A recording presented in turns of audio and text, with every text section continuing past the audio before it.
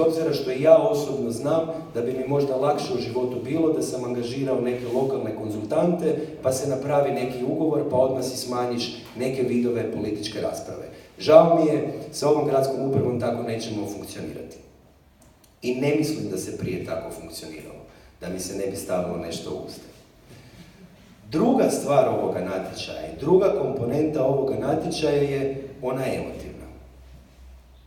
Svaki veliki projekt u životu jednog grada nosi naravno u sebi jako puno emocija. Pa i doma u konačnici kad se kupuje auto u obitelji puno puta, osim ako se zna da tata sve određuje, nastane rasprava da li će biti karavan, da li će biti SUV, da li će biti limuzina, da li će biti manji, da se lakše parkira, a onda je naravno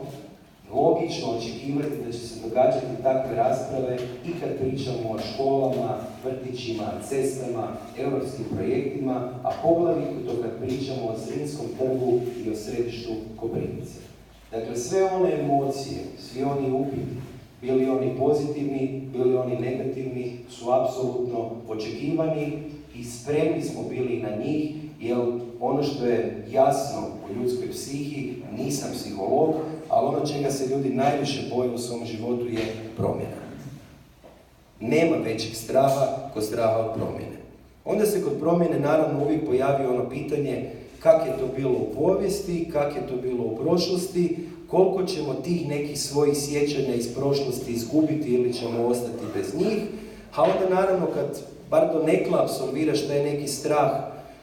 što gubiš iz te prošlosti, se okreneš prema budućnosti i onda ti tek skoče do kraja svi oni upitnici, jer naravno nitko od nas ujutro kad se diže i ide na posao, u školu, na faks, ne zna što mu nosi taj dan i uvijek postoji to neko iščekivanje, da li od nekog sastanka, da li od neke kave, da li iščekivanje nekog poziva, a kako onda ne bi postojao strah i iščekivanje što će donijeti promjena zvana rekonstrukcija središta grada Koprivnice.